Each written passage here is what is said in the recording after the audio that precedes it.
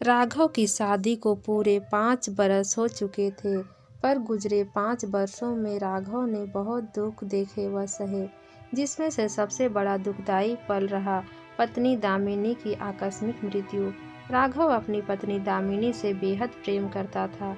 दोनों पति पत्नी को देख यही लगता था कि यह जोड़ा सच में एक दूजे के लिए ही बना है।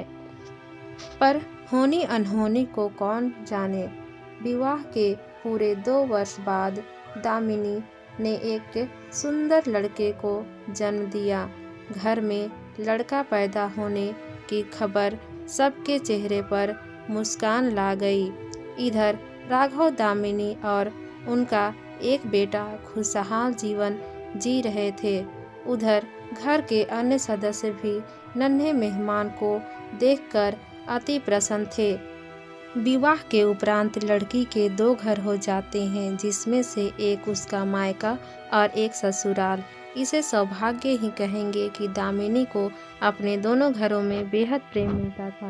बेटे के जन्म के बाद दामिनी कुछ वक्त अपने मायके में ही रही और फिर अपने ससुराल वापस आ गई। राघव पायलट में था, जो एक दिन अपनी पत्नी दामिनी को अपने साथ उस शहर ले गया जहां वह कार्यरत था। यह वो समय था जब नन्हा बच्चा कुल 2 वर्ष का हो गया था। राघव अपनी पत्नी को शहर लाकर बहुत उत्साहित था। वह चाहता था कि उसकी पत्नी शहर के रूप रंग को जाने समझे, क्योंकि उसकी पत्नी एक सरल ग्रामीण परिवार से थी। समय के साथ दामिनी धीरे धीरे शहर के कामों से अवगत होती गई। देखते ही देखते वो शहर में इतना घुल मिल गई कि अब कोई ये नहीं कह सकता था कि वो गांव की रहने वाली है। शहर में आए दोनों पति पत्नी को 1 वर्ष पूरे हुए। एक दिन दामिनी सड़क पार करने के दौरान बड़ी बस के टक्कर से घायल हो गई। उधर राघव दामिनी को लेकर हॉस्पिटल में था। इधर घर में आए दोनों ही परिवार के सदस्य 4 वर्ष के बेटे को संभालने में लग गए। बस की टक्कर से शरीर को तो कोई गहरी चोट नहीं आई, पर सिर में अंदरूनी चोट को डॉक्टर सही समय से जान नहीं पाए। लगभग 1 हफ्ते के उपरांत नींद में ही दामिनी की मृत्यु हो गई। दामिनी की मौत राघव के लिए किसी सदमे से कम न थी। एक तरफ वह पत्नी की असमय हुई मौत से व्यथित था, तो दूसरी ओर 4 वर्ष के बच्चे का चेहरा उसकी आत्मा को और दुखी करता जा रहा था। माँ की कमी से बच्चा दिन रात विलाप करता, पर पिता राघव अपने दर्द को अंदर में दबाए उसे सांत्वना ही दे सकता था। दुखी राघव अब इस हालत में पहुंच गया था कि उससे पायलट की नौकरी नहीं हो रही थी। जिस शहर में वो अपनी पत्नी के साथ आया, अब वही शहर उसे काटने को दौड़ रहा था। राघव की दिमागी हालत देख उसके पिता ने कहा, सुनो बेटा, तुम चाहो तो ये नौकरी छोड़ दो। कौन सा धन की कमी है, चलो गांव में रहना। पिता की बात मान राघव ने अपनी नौकरी से त्यागपत्र दे दिया और लौट चला अपने छोटे से गांव सदा के लिए। समय का पहिया अब अपनी धुरी पर घूमता रहा और दामिनी की मृत्यु को 1 वर्ष पूरे हो गए। नन्हा सा बेटा, जिसका नाम राघव ने मिहिर रख दिया था, वो अब स्कूल जाने लगा था। कभी दिन रात रोने वाला बेटा मिहिर अब यह जान चुका था कि उसकी माँ दामिनी अब इस दुनिया में नहीं है, मगर राघव तो आज भी यह आस लगाए बैठा था कि क्या पता दामिनी फिर से उसके पास आ जाए। एक दिन राघव के पिता ने राघव से कहा, बेटा, मैं और तुम्हारी माँ अब बूढ़े हो रहे हैं। तुम्हारा हर वक्त उदास रहना देखा नहीं जाता। मेरी एक बात मानोगे? पिता ने पूछा। राघव उनका इशारा समझते हुए बोला, पिताजी, मैं कोई दूसरी शादी नहीं करूँगा। मैं नहीं चाहता कि मेरे बेटे को कोई सौतेली माँ मिले। पिता और माँ ने फिर कहा, पर तू हमारे जाने के बाद अकेला हो जाएगा, कैसे गुजारेगा अपना जीवन? और फिर मिहिर भी तो है, क्या पता कोई ऐसी लड़की मिले जो उसे दामिनी की तरह प्यार दे और तेरा भी ख्याल रखे। राघव अपना पूरा खाना खत्म किए बिना ही वहाँ से चला गया। सुबह उठ के उसके कमरे में जाकर माँ ने राघव को बहुत समझाया। इस प्रकार प्रतिदिन माँ और पिता के कहने से एक दिन राघव दूसरी शादी के लिए मान निश्चित ही। इस शादी में कोई धूमधाम नहीं थी। शादी के लिए लड़की भी राघव के पिता ने अपनी पसंद से चुनी।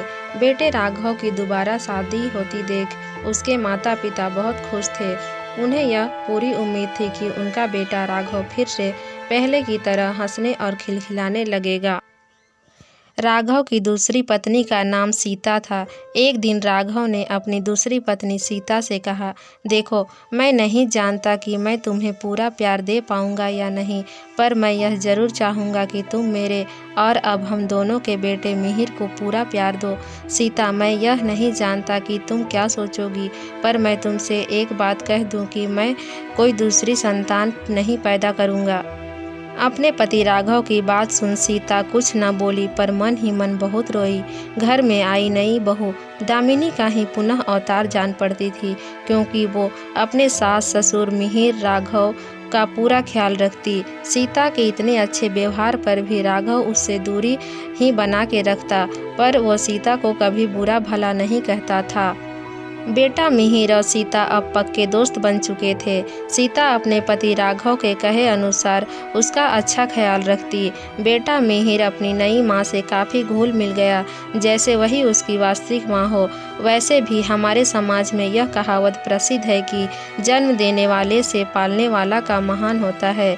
यूं ही जीवन के कई वर्ष गुजरते गए। बेटा मिहिर अब 12वीं कक्षा में प्रवेश कर चुका था और अपनी माँ सीता से बेहद लगाव रखता था।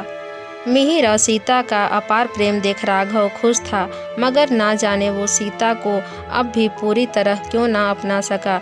राघव का अभी भी नीरस व उदास रहना सीता को तो परेशान करता ही था, पर साथ में राघव की शारीरिक गिरावट भी होती जा रही थी। जो पैदा हुआ है वो मरेगा भी। राघव के माता पिता की भी मौत हो चुकी थी। छोटा सा बेटा मिहिर अब पढ़ाई कर शहर में नौकरी कर। एकलौता बेटा होने के नाते मिहिर को घर में सभी से बेहद प्रेम मिला।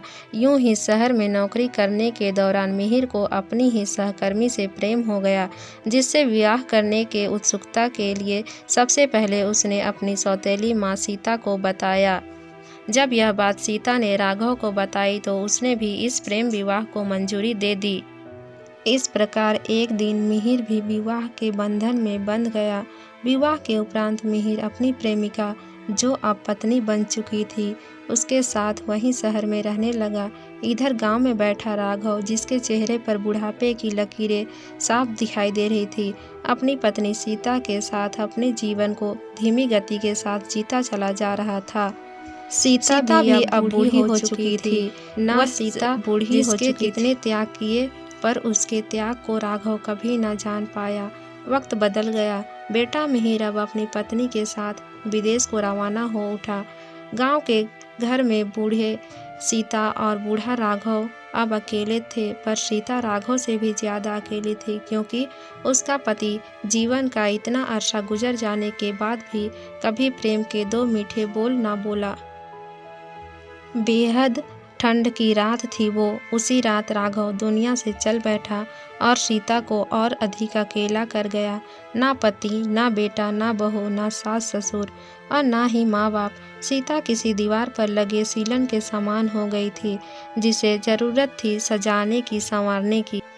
यह सौतेली माँ कितनी अभागिन थी, जिसने किसी को भी सौतेला न माना, परंतु वह सदैव सौतेली माँ कहलाई। बूढ़ी हो चुकी सीता कभी बेटे मिहिर को याद करती, उसकी गैर मौजूदगी में भी उसके साथ खेलती, दरवाजे की चौखट पर जाकर कहती, ए जी सुनो, यहाँ आओ। ऐसा देखकर उसका व्यवहार मोहल्ले के बच्चे उसे पगली कहने लगे थे। हाँ, सच ही तो कहते थे। सीता अब पूरी तरह पागल बुढ़िया थी। शायद सौतेली माँ का यही नसीब था। दोस्तों, यह बताना कि आप लोगों को यह सौतेली माँ सीता की कहानी कैसी लगी। यदि अच्छी लगी हो तो चैनल को सब्सक्राइब करना और कमेंट करना। Thank you.